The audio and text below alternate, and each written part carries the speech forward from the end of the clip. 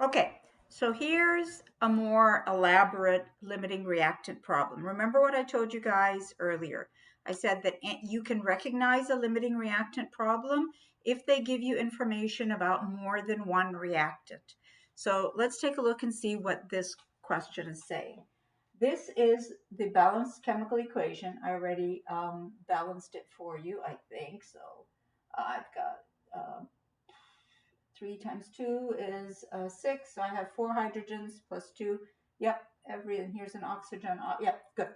Okay, so in this equation, it says that you've got 2 moles of ammonia will react with 1 mole of carbon dioxide to produce 1 mole of urea. So CH4N2O is a substance called urea. You learn about it in biochemistry class. You may have heard about it for those of you in clinical settings.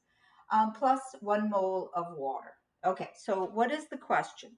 It says that you've got 10 grams of ammonia and 10 grams of carbon dioxide, and you're mixing them up in a vessel, and you want to know what is the maximum amount of this guy, maximum amount of urea that can be obtained, and you also want to know how many grams of the excess reactant. So that means one of them is limiting and one is excess.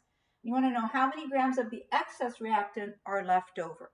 So bear with me. This is a multi-step problem. There are no shortcuts. Just get through it, understand it, so that when I give you a limiting reactant problem in the homework and on an exam, you will have no problem with it. Number one, we recognize that it is limiting reactant because we are given information about 2 reactants. Number two, we want to make sure that the equation is balanced.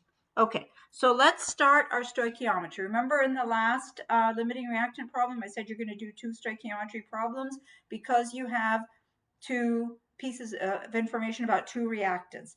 And then you're going to relate the reactants. So you're going to relate the ammonia to the urea. And then another stoichiometry problem relating the carbon dioxide to the urea. Okay, so here's our first one, 10.0 grams of ammonia. We're going to convert the grams to moles. So 1 mole of ammonia, 17.0 grams. That's the molar mass of ammonia. And then you're going to say, for every 2 moles of ammonia,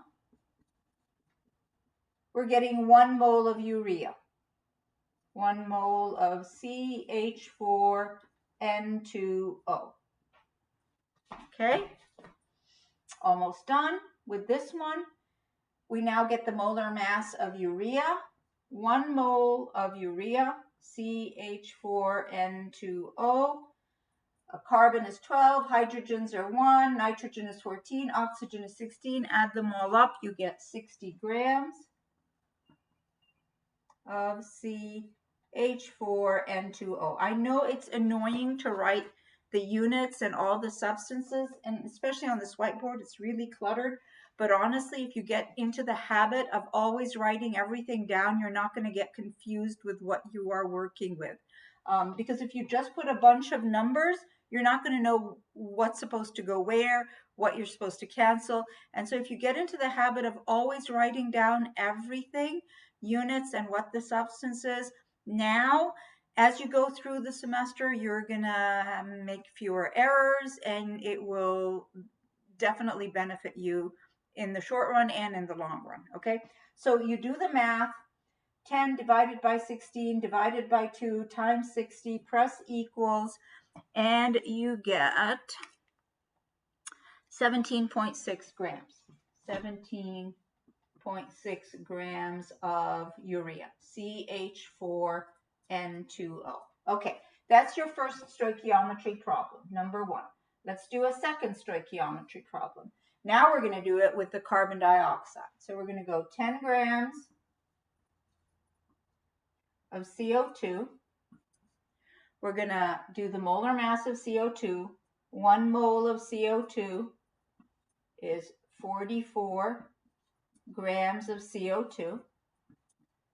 Then you're going to see the molar ratio. For every 1 mole of carbon dioxide, you produce 1 mole of urea. So you're going to write 1 mole of CO2 produces 1 mole of urea, CH4N2O. Okay, final step. Now that we have moles of urea, you get the molar mass of urea. 1 mole of urea, CH4N2O, weighs 60 grams. Good. You do the math. 10 divided by 44 times 60, because remember, anything in the denominator, press divide, anything in the numerator, press multiply, and you have 13.6 grams of urea. All right, so you have two pieces of information.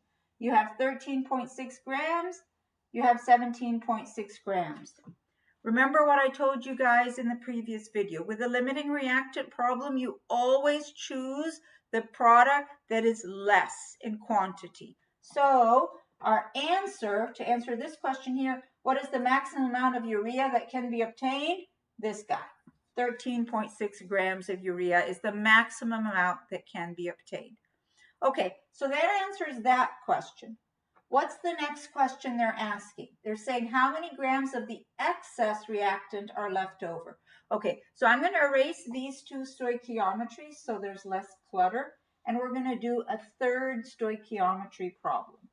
So we already have the answer to this question. The maximum amount is 13.6 grams of urea. Okay, we're done with that. But now we want to know how many grams are the excess. Remember, where did we find this 13.6 grams? That was from the CO2. This is the limiting reactant. That's the one that's limited us to the 13.6 grams. And this one is an excess. That has plenty in excess. All right, so how are we going to know how much ammonia is left over?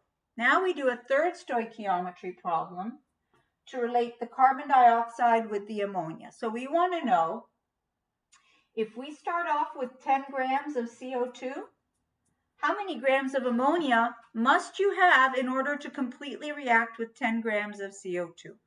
So we say, all right, 1 mole of CO2, 44 grams.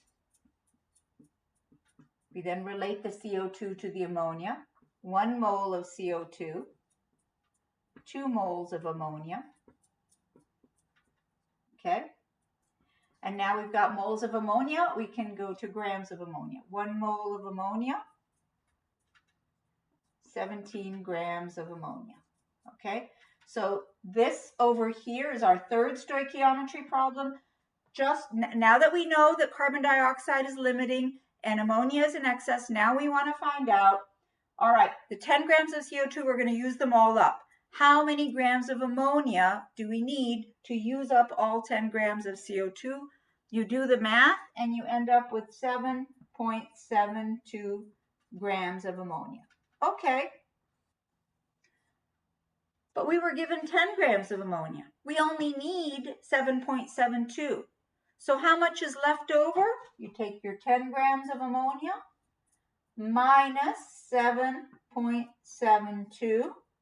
Paying attention to sig figs, we're going to be cutting it off right here. 10 minus 2 is 8. 10 minus 10 minus 8 is 2. And this is 10 minus 8 is 2. So 2.28. This has to round up because we're chopping it off right here. So it's 2.3 grams of ammonia are left over.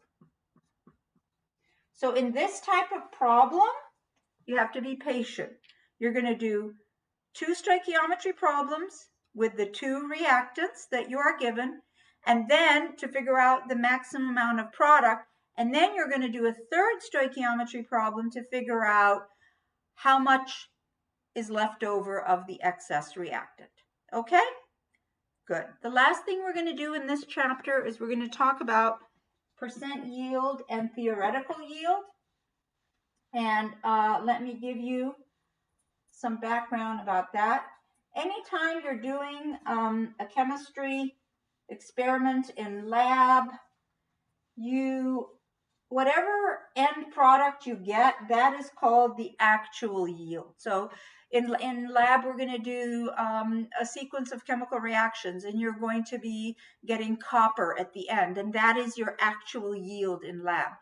Theoretically, you're probably supposed to get a different number. Usually the theoretical yield is bigger than the actual yield, because usually you lose somewhere around in the experiment.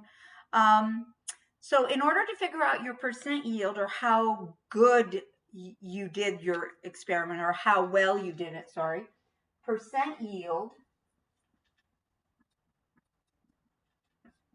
is equal to actual yield divided by theoretical yield times 100 is 100. Okay, that's how you get percent yield. Now, I already told you how to get actual yield. That's usually going to be given to you in a problem, or when you're in lab, that's what you're going to find after you've done your experiment. How do you get theoretical yield? That's the stoichiometry problem you're going to have to do. So the stoichiometry problem, let's say in this last one, let's say you did an experiment and you ended up getting, you added the ammonia to the carbon dioxide, and you in lab, and you ended up getting 10.3 grams of urea. So that, see, I know urea written out as in an organic way, but this formula is not that familiar. I know urea looking like this. Not that you're interested, but again, being a biochemist, this is urea to me. But for you guys, since you're not biochemists, we're just 1 carbon, 4 hydrogens, 2 nitrogens, and an oxygen. Anyway, so let's say in lab, this is what you got. This is your actual yield. Okay, that's what you got. When you mix the ammonia with the carbon dioxide, you did an experiment, you got this much. Now, what was the theoretical yield? Well, you just did a stoichiometry problem. You just did that.